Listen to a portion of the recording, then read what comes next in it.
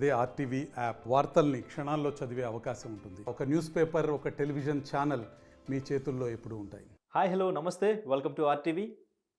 Love story movie తర్వాత సాయి పల్లవి, నాగ చైతన్య మరొక love స్టోరీతో Thandel Chandu Mondeti డైరెక్షన్లో ఈరోజు రిలీజ్ అయింది. సో ప్రేక్షకులు అంతా చూశారు.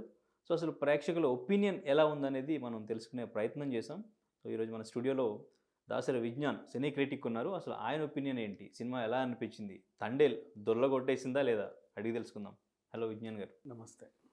తండేల్ చాలా ఎక్స్పెక్టేషన్స్, ముందు నుంచి కూడా ఒక రియల్ స్టోరీ అని చెప్పేసి చెప్పడం, అండ్ ఇంకా ఆల్మోస్ట్ సాంగ్స్ అన్నీ కూడా బాగున్నాయి.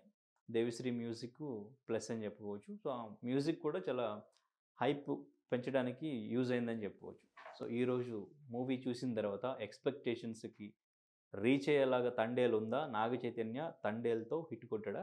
చందు మొండేటి పాన్ ఇండియా లెవెల్లో అందరూ మెచ్చిన డైరెక్టర్. అంటే అన్ఎక్స్పెక్టెడ్గా పాన్ ఇండియాకి వెళ్ళింది కార్తికేయ 2. అది ఎవరు ఊహించలే. ఆ తర్వాత మహామహులు ఆయన్ని పిలవడం, అమితాబ్ గారు పిలవడం, రజనీకాంత్ గారు పిలవడం, ప్రశంసించడం, ఇట్లా ఇట్లా అలా అంతా అలా జరిగిపోయింది. తర్వాత నాగ చైతన్య ఒక కొత్త హౌస్ కొనుక్కొని ఫస్ట్ గృహప్రవేశం రోజు ఆయనే వచ్చినప్పుడు వీళ్ళిద్దరికి ఏంటా అనే టైంలో ఆల్రెడీ తండేల్ డిస్కషన్స్ అప్పుడు అవుతూనే ఉన్నాయి. ఒక అనౌన్స్మెంట్ కూడా వచ్చింది. నెక్స్ట్ వీళ్ళ డైరెక్షన్లో ఒక మంచి సినిమా వస్తుంది వీళ్ళ కాంబినేషన్లో అని తెలిసిన తర్వాత ఆ సినిమా మీద అంచనాలు పెరిగాయి. ఎప్పుడైతే సాయి పల్లవి ఇందులో ఉంది ఆన్ బోర్డ్ అని చెప్పిన తర్వాత ఇంకా చెప్పాల్సిన అవసరం లేదు మూవీ గురించి ఎక్స్పెక్టేషన్స్ ఎలా ఉంటాయో. ఇంకా తర్వాత గీత ప్రొడక్షన్, బన్నీవాస్ గారి నిర్మాణ విలువలు ఎలా ఉంటాయో మనకు తెలుసు. సో ఒక గ్రాండ్ మూవీ తీయబోతున్నారు అని అనిపించింది.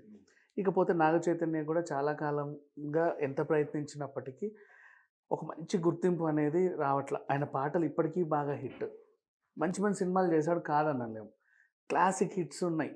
కానీ ఆ పాన్ ఇండియా రేంజ్ గుర్తింపు ఇప్పుడు మనకి ఎన్టీఆర్ గారికో లేకపోతే ప్రభాస్ గారికో అల్లు అర్జున్కి వచ్చినట్టుగా అలాంటి గుర్తింపు వస్తే బాగుండని అనుకున్నాం. పెద్దింటి నుంచే వచ్చాడు.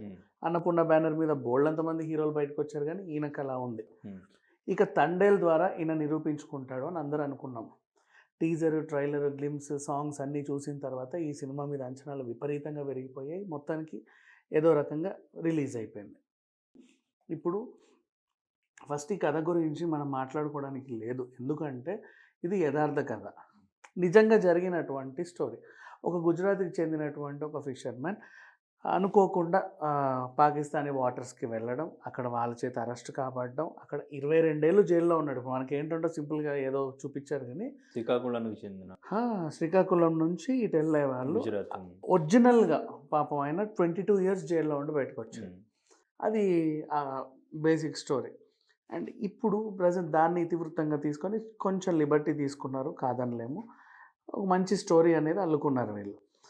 సో ఇప్పుడు కథ విషయానికి వస్తే, శ్రీకాకుళానికి చెందిన జాలర్లు గంగపుత్రులు, అండ్ గంగపుత్రులని బేస్ చేసుకొని చాలా సినిమాలు వచ్చాయి, కానీ వాళ్ళని వాడుకున్నారు ఒక క్యారెక్టర్స్గా. ఇప్పుడు ఛత్రపతిలోనూ just they used them, but full ప్లెడ్జ్డ్గా గంగపుత్రుల మీద ఒక సినిమా అనేది రాలా. కడలి తర్వాత ఇదే, బట్ అది సరిగ్గా ఆడలా. సో వీళ్ళ కష్టాలు ఏంటి, అసలు వీళ్ళు ఏంటి అనేది పర్టికులర్గా చూపించారు దీంట్లో. ఇక్కడ వీళ్ళ పరిస్థితి ఏంటంటే, పాపం చిన్న ప్రాంతం, ఎక్కువ వరద వచ్చే కొట్టుకుపోయే హౌసెస్ లాంటి, అంటే అడ్రస్ లేని, పర్టికులర్ అడ్రస్ అనేది ఒక దగ్గర స్థిరత్వం లేని కుటుంబాలు. వాళ్ళకి సంపాదన ఎలా అంటే, మగ మనుషులు ఎవరైతే ఉంటారో ట్రైన్ ఎక్కి గుజరాత్ వెళ్ళి అక్కడ కొంతమంది దగ్గర ఊడిగం చేస్తారు 9 నెలలు. వీళ్ళకి తెలిసింది సముద్రంలోకి వెళ్ళి చేపలు పట్టడం, అంతమించి ఇంకేమీ తెలియదు. బేసిక్ మనకు తెలుసు, వాయుగుండం, తుఫాను ఇలాంటివి వచ్చినప్పుడు మత్స్యకారులు జాగ్రత్తగా ఉండండి, వేటకు వెళ్ళొద్దని చెప్తూ ఉంటారు. అలాంటి ఒక తుఫాను వీళ్ళకి అనుకోకుండా రావడం, ఎటు పడితే అటు గాలి వీచి ఎటెటో వెళ్తుంటే లాస్ట్కి వాళ్ళు పాకిస్తానీ వాటర్స్లో తేలడం, వీళ్ళేదో తీవ్రవాదులేమో అని వాళ్ళని అరెస్ట్ చేయడం, వాళ్ళని విడిపించుకోవడానికి ఫ్యామిలీ పడ్డ కష్టాలు, లాస్ట్కి విడిపించారా లేదా అన్నది స్టోరీ. ఈ క్రమంలో యాడ్ చేసినటువంటి ఒక బ్యూటిఫుల్ లవ్ స్టోరీ.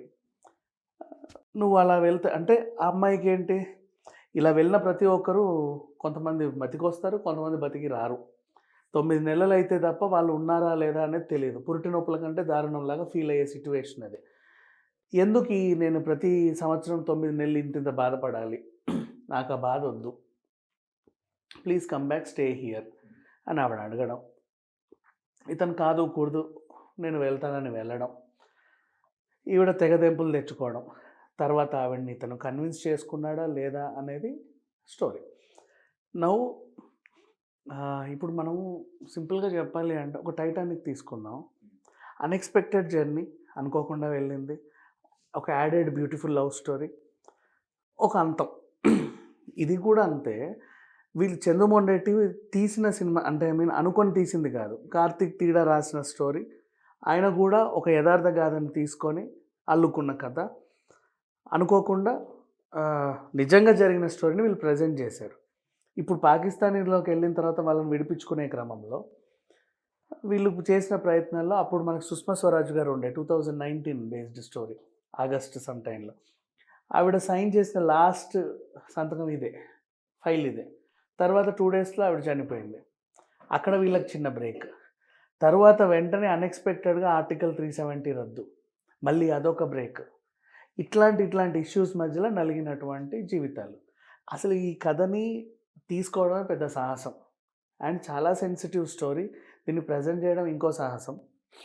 ఎవరి మనోభావాలు దెబ్బతినకుండా, ఎవరిని హర్ట్ చేయకుండా, క్యూట్గా అందరిని మెప్పించే విధంగా స్క్రీన్ ప్లేని మేనేజ్ చేస్తా కన్విన్స్ చేయగలిగే స్క్రిప్ట్ ఇది. సో చంద్రమోహన్ రెడ్డి దీంట్లో 100కి 100% సక్సెస్ అయ్యాడనే చెప్పుకోవాలి. ఎందుకంటే గ్రిప్పింగ్ నరేషన్ ఫస్ట్ నుంచి లాస్ట్ వరకు తను ఎంగేజ్ చేసినటువంటి స్క్రిప్ట్ ఏదైతే ఉందో, లవ్ స్టోరీని యాడ్ చేస్తా అంటే న్యాచురల్గా మన ముందే జరుగుతుందా ఈ స్టోరీ అనేలాగా మనల్ని కూడా ఆ ప్రపంచానికి తీసుకెళ్లారు వీళ్ళు.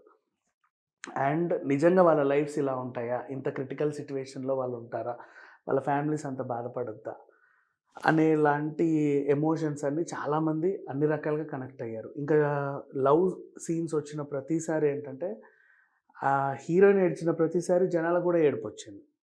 అంటే అంతగా ఇన్వాల్వ్ అయ్యారు కథలో. సింపుల్గా చెప్పాలంటే ఒక ఇండియన్ టైటానిక్, అది మన తెలుగు సినిమా తీసిన లాంటి టైటానిక్ అని చాలా గ్రాండ్గా గర్వంగా చెప్పుకునే సినిమా ఇది. అండ్ తండేల్ గురించి ఇంకా చెప్పుకోవాలి అంటే కథ గురించి ఎవరు కూడా లాజిక్స్ వెతకూడదు. ఎందుకు అంటే స్టార్టింగే ఒక డిస్క్లైమర్ ఇచ్చారు, లాజిక్స్ వెతక్కండి, ఈ కథను కథలా చూడండి అని. ఎందుకంటే లాజిక్స్ వెతుక్కుంటూ వెళ్తే చాలామందికి చాలా డౌట్స్ వస్తాయి. అది కామనే ప్రతి దాంట్లో. ఎందుకంటే సినిమా అంటే లిబర్టీ తీసుకొనే చూపించాలి, యాజ్ యూజువల్గా చూపించలేరు. అంటే ఆడియన్స్ కనెక్ట్ అవ్వాలి ఆ ఎమోషన్స్ అంటే. దాన్ని తీయడంలో చంద్రమోహన్ రెడ్డి సక్సెస్ అయ్యాడని చెప్పుకోవచ్చు. ఇక పాత్రలు, వాటి తీరుతెన్నుల గురించి మాట్లాడుకుంటే సాయి పల్లవి గురించి అసలు ఎంత చెప్పినా తక్కువే. ఇంకా తను ఉంది అంటే ఇంకంతే. తను ఒక అసెట్, మన తెలుగు సినిమాకి దొరికినటువంటి బిగ్గెస్ట్ అసెట్. ఇక నాగ చైతన్య పర్ఫార్మెన్స్, రాజు క్యారెక్టర్ అలా ఒదిగిపోయాడు. ఎప్పటి నుంచో ఇతనికి ఒక మంచి హిట్ పడితే బాగుండు అని చాలామంది ఎదురు చూస్తున్న వాళ్ళు ఉన్నారు కదా. ఇప్పుడు ఎలాగైతే రామ్ చరణ్కి ఒక రంగస్థలం అరే భలే ఇచ్చాడే పర్ఫార్మెన్స్ అనిపించిందో, అలా నాగ చైతన్యకి ఎప్పటికీ గుర్తుండిపోయే సినిమా అంటే తండేల్. ఫస్ట్ నుంచి లాస్ట్ వరకు ఆ క్యారెక్టర్లో అలా ఒదిగిపోయాడు. అండ్ ఆ తర్వాత మిగతా క్యారెక్టర్స్ అన్నీ వాటి పాత్రల పరిధి మేరకు బాగానే నటించాయి. సాంకేతిక వర్గం విషయానికి వస్తే తెర మీద తండేల్ నాగ చైతన్య అయితే, తెర వెనుక తండేల్ దేవిశ్రీ. ఆ ఒక్క బ్రిడ్జి తల్లి మ్యూజిక్తోనే సినిమా మొత్తం నడిపించేశాడు. ఆ మ్యూజిక్తోనే సింపుల్గా చెప్పాలంటే. ఎప్పుడైతే ఆ పాట రిలీజ్ అయిందో చాలామంది హలో ట్యూన్స్ అదే పెట్టుకున్నారు. ఇప్పుడు ఆ సినిమా చూసినంతసేపు ఆ ఫీలింగ్ అనేది అందరికీ కలిగింది. అండ్ ఒక మంచి ఫీల్ గుడ్ లవ్ స్టోరీ అని చెప్పొచ్చు. ఇంకా బన్నీవాస్ గారి నిర్మాణ విలువలు మనకు తెలిసిందే. స్టోరీ నరేషన్ కానీ, చంద్రమోహన్ రెడ్డి విజువలైజేషన్స్ కానీ అన్నీ కూడా పర్ఫెక్ట్గా మ్యాచ్ అయిన సినిమా ఇది.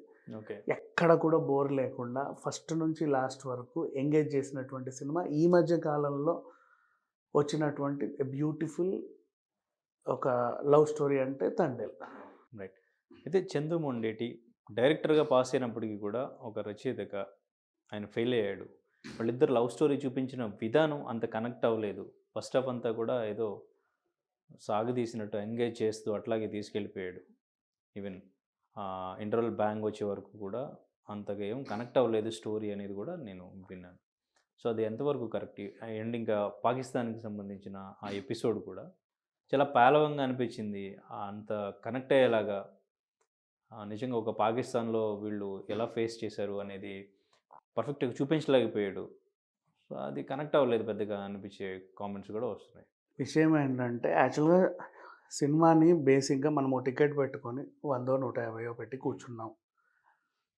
కూర్చున్నంతసేపు మనకి ఆహ్లాదాన్ని పంచిందా లేదా? ఇనఫ్. అదే పనిగా మనము రౌండ్స్ పెట్టుకుంటూ వెళ్ళడానికి that is not a puzzle. హ్మ్. ఇప్పుడు సినిమా మన తండేలు ఒక పజిల్ అనుకోండి, మనం ఎన్నైనా వెతకొచ్చు. హ్మ్. లాజిక్స్ లేకుండా చూడమని ఆల్రెడీ వాళ్ళు చెప్పారు. అంటే ఇప్పుడు ఇది లైన్ చెప్పడానికి బావుంది. కానీ దీని ప్రెజెంటేషన్ అనేది మిస్ అయింది ఎక్కడో అనేది అట్లా వినిపిస్తుంది. ఏమీ అనిపియలా. అలా వెళ్ళిపోయింది అంతే. అంటే ఎక్కడైనా సరే 1, 2 జస్ట్ అలా డ్రాబ్యాక్స్ అనిపించినా గూడా మళ్ళీ నెక్స్ట్ ఇమ్మీడియేట్‌గా ఎంగేజ్ చేస్తానే వెళ్ళిపోయింది. ఎక్కడ కూడా ఎవరికైతే బోర్ అయితే కొట్టల. సీరియస్లీ చెప్పాలి అంటే. ప్రతి ఒక్కరికి ఒక మంచి ఫీల్ గుడ్ సినిమా చూసిన ఫీలింగ్‌నే ఇచ్చింది 'తండేల్'. ఓకే. మిగతా వాళ్ళేంటో పజిల్ గేమ్ లాగా ఈ సినిమాని చూసిన వాళ్ళకేంటంటే బోలెడన్ని కనిపిస్తాయి. ఈవెన్ అంటే రియల్ క్యారెక్టర్ సంబంధించిన వాళ్ళ ఫ్రెండ్స్ కూడా చెప్తుంది. లవ్ స్టోరీ మీద ఎక్కువగా కాన్సంట్రేట్ చేసి వేరే విధంగా చూపించారు. మేము మీకు చెప్పిన స్టోరీ వేరు అని కూడా వాళ్ళు మాట్లాడుతున్న సిట్యుయేషన్ చూస్తున్నాం. లేదు ఎక్కడైనా మిస్ అయిందా ఏదైనా? వాళ్ళు చెప్పిన ఎమోషన్స్ వెర్షన్ మొత్తం మార్చేసి నథింగ్ లైక్ దట్. అసలు ఈ సినిమాని ప్రెజెంట్ చేయాలి అంటే ఆ లవ్ స్టోరీ ఉంటేనే మిగతా జనాలు వచ్చి ఓహో వీళ్ళకి ఇలా జరిగిందా అని తెలుసుకున్నారు. వీళ్ళకి ఇలా జరిగిందనే చూపించాలంటే that will not be a film. It should be అది ఒక డాక్యుమెంటరీ అయిపోతుంది. డాక్యుమెంటరీ వేరు, సినిమా వేరు. సినిమాటిక్గా సినిమాని ప్రజెంట్ చేయాలి, జనాలకు కలెక్ట్ అయ్యే విధంగా తీయాలి అంటే కొన్ని ఎలిమెంట్స్ ఇప్పుడు ఆ లవ్ స్టోరీ ఉండడం బట్టే యూత్ అంతా వచ్చిన యూత్ అందరూ కూడా ఓహో ఇదేదో జరిగిందా అప్పట్లో, ఇంతలా జరిగిందా అని చెప్పి దానికి కనెక్ట్ అయ్యారు. ఏంటంటే క్రౌడ్ పుల్లింగ్ ఆస్పెక్ట్ అది, అదొక మ్యాజిక్ అంతే. ఓకే. ప్రతి దాంట్లో నెగిటివ్స్ వెతకొద్దు. ఇది తండేలు చూడు రికార్డ్స్ మళ్ళీ ఈ సంవత్సరం సంక్రాంతి 2 సినిమాలు వచ్చాయి. ఎలాగైతే సంక్రాంతికి వస్తున్నాం అండ్ డాకు మహారాజు తర్వాత అది కూడా వచ్చిందిలే. బట్ ఐఎమ్ టెల్లింగ్ యూ సంక్రాంతికి పండగకి వచ్చింది 13, 14, 15, 16 సంక్రాంతి కదా, ఆ ఆస్పెక్ట్లో చెప్పా. అంతకుముందు అంటే అది జనవరి ఫస్ట్ వీక్ ఎండ్ అట్లా వచ్చేస్తుంది, పండగ కాదు కదా. సో పండగకి వచ్చిన సినిమాలు ఏవైతే ఉన్నాయో 2, ఆ 2 హిట్. దాని తర్వాత ఇప్పుడు నెక్స్ట్ హిట్ ఇదే. సో నాగ చైతన్యకి ఇది biggest blockbuster in the career. And వసూళ్ళు మామూలుగా రావు. అండ్ ఇంకొకటి ఒక మ్యాజిక్ చూస్తే మీకు సాయి పల్లవి పాయింట్ ఆఫ్ వ్యూలోనే నరేషన్. లాస్ట్ అమరన్ కూడా అలాగే అయింది, ఇది కూడా అలాగే అయింది. సో క్రెడిట్ సాయి పల్లవికి వెళ్తుంది అయితే. ఆఫ్ కోర్స్ ఇవ్వాలి ఖచ్చితంగా సాయి పల్లవికి, because she did a very Sai good పల్లవికి జాబ్. వెళ్తుందా హీరోస్ కంటే? 100% సాయి పల్లవి ఉండింది అంటే మనం ఎంత పెద్ద హీరోని పెట్టినా ఫస్ట్ క్రెడిట్ ఆమె కొట్టేయడం అనేది ఈ సర్వసాధారణం. మూవీలో కనిపించింది డామినేషన్ మీకు? ఈ మూవీలో కూడా కానీ ఎమోషన్లో కానీ డాన్స్ ఇన్ సెన్స్ ప్రెజెన్స్ మొత్తం సోలోగా వదిలేస్తే ఇంకా ఇరగ తీసేస్తుంది అనుకో. ఇంకా వాట్ ఎవర్ డామినేషన్ కనిపించింది. లవ్ స్టోరీ లాగా డామినేషన్ ఉండకుండా చాలా జాగ్రత్త పడ్డప్పటికీ కూడా సాయి పల్లవి డామినేషన్ తెలుస్తూనే ఉంది. ఓకే. అలా రైట్. ఎందుకంటే ఇప్పుడు సినిమా స్టార్టింగ్ కూడా ఫస్ట్ ఒక 5-10 మినిట్స్ తన సెంట్రిక్లోనే వెళ్ళిపోతుంది, తన ఎమోషన్సే. నువ్వెందుకు బాధపడుతున్నావు అంటే పలానా దానికి నేను బాధపడుతున్నాను. స్లాంగ్ అది సెట్ అయిందా? స్లాంగ్ శ్రీకాకుళం స్లాంగ్ అంటే వీళ్ళు ఇంకొంచెం దాని మీద కసరత్తులు చేస్తే బాగుండు అనిపించింది. డబ్బింగ్ విషయంలో కూడా కొంచెం ఇంకొంచెం కేర్ తీసుకుని ఉండాల్సింది. కొంచెం నత్తిలాగా ఆమెకు ఒక టైప్ ఆఫ్ స్లాంగ్ ఇచ్చారు సాయి పల్లవి. ఈవెన్ ఆర్టిస్టులు అందరూ కూడా కొంచెం డబ్బింగ్ చెప్పారు. డబ్బింగ్ అనేది కొంచెం అంతగా ఇంపాక్ట్ అది పెద్ద మిస్టేక్ లా చూడలేము. ఎందుకంటే నిజంగా అది కనెక్ట్ అవ్వాలంటే అందరు సిక్కోళ్ళ నుంచే తీసుకురావాలి ఒరిజినల్గా. వీళ్ళు అనుకున్న క్యారెక్టర్స్ అలా పాపం వీళ్ళు ఇప్పుడు నటీనటులు అన్నాక అన్నీ చేస్తారు. నువ్వు ముస్లిం క్యారెక్టర్ ఇస్తే ఒక సగం విరిగిన తెలుగు మాట్లాడమంటే అలా మాట్లాడతారు, ఒక ఆంగ్లో ఇండియన్ వేషం వేసి ఇంగ్లీష్ మాట్లాడమంటే సగం సగం అలా మాట్లాడతారు. నప్పదు. తెలంగాణ స్లాంగ్ అయినా యాసలు ఏవైనా సరే నప్పాలి అంటే అక్కడోళ్ళే రావాలి. చాలా తక్కువ అరుదుగా కొంతమంది ఆర్టిస్టులు మాత్రమే పలికించగలరు. అది పెద్ద మిస్టేక్ లాగా అనలేంలే. ఈవెన్ సెకండ్ హాఫ్లో ఆ టాయిలెట్ సీన్స్ కానివ్వండి, ఇంకా చిన్నపిల్లోడికి సంబంధించిన ఒక సీను, ఈవెన్ ఫ్లాగ్ని కాల్చడం ఒకటి. సో ఈ సీన్స్ అన్ని ఎట్లా అనిపించినాయి మీకు? అంటే సింపుల్గా చెప్పాలంటే ఇప్పుడు పాకిస్తాన్ అనే అంశాన్ని ఏమనిపించింది ఆ సీన్స్ చూసినప్పుడు? పాకిస్తాన్ అనే అంశాన్ని తీసినప్పుడు అక్కడ జరిగేటువంటి పైశాచికత్వాన్ని చూపించాలనుకున్నాడు. సో దాన్ని ఇతను ఆ వేలో ప్రజెంట్ చేశాడు, అంతకుమించి ఏం లేదు. ఫ్లాగ్ది అది కాల్చే సీన్ అది దాన్ని గౌరవించాడు యాక్చువల్గా, గౌరవంగానే చేశాడు. దాన్ని యాక్సెప్ట్ చేయాలి అంటే కూడా గౌరవంగానే చేశాడు. ఇంకంతమించి అంటే దాన్ని వదిలేస్తే అవతల వాళ్ళు అవమానపరుస్తాడని ఓకే. దహనం చేశాడు. ఇప్పుడు అదే విలన్ చేతికి దొరికింది అనుకో, వాడు దాని మీద టాయిలెట్ పోస్తే ఎలా ఉంటుంది, మళ్ళీ మన ఎమోషన్స్ అన్ని దెబ్బతినవు. దాన్ని కాల్చి దాన్ని అలా చేశాడు, అందుకు డ్యామేజ్ చేశాడు. దాంట్లో ఏం తప్పులేదు. సో టోటల్గా Naga Chaitanya blockbuster hit కొట్టేసినట్టే. 100కి 100% హిట్. ఈ సినిమా మళ్ళీ మనం సక్సెస్ మీట్ రోజు మళ్ళీ మాట్లాడుకుందాం కావాలి అంటే. పెద్ద హిట్ ఇది, 100%. 100 కోట్లు అయితే ఈజీగా తీసేస్తుంది. ఇంకా తర్వాత రికార్డ్స్ ఏమి ఉన్నాయో చూసుకుందాం. అవుట్ ఆఫ్ 5 ఎంత ఇస్తారు, రేటింగ్ ఎంత ఇస్తారు? అండ్ ఇలాంటి అరుదుగా వచ్చే కొన్ని సినిమాలకి ఎందుకంటే ఇది యథార్థ గాథలు కాబట్టి రేటింగ్ ఇచ్చే అర్హత ఎవరికి ఉండదనేది నా ఫీలింగ్ బేసిక్గా చెప్పాలంటే. ఎందుకంటే 5/5 కూడా చాలా తక్కువే చెప్పాలి అంటే. So not applicable. బట్ అందరికీ చెప్పాలి అంటే చిన్న పిల్లల దగ్గర నుంచి పెద్దవాళ్ళ వరకు అందరూ కూడా ఫ్యామిలీతో సహా చూసి ఎంజాయ్ చేసేటువంటి మంచి సినిమా అనేది చెప్పగలను. Okay, right, thank you. మరిన్ని వీడియోస్ కోసం ఛానల్ ని సబ్స్క్రైబ్ చేయండి. లేటెస్ట్ అప్డేట్స్ కోసం వాట్సాప్ ఛానల్ ని ఫాలో అవ్వండి. అండ్ లింక్ డిస్క్రిప్షన్ లో ఉంది.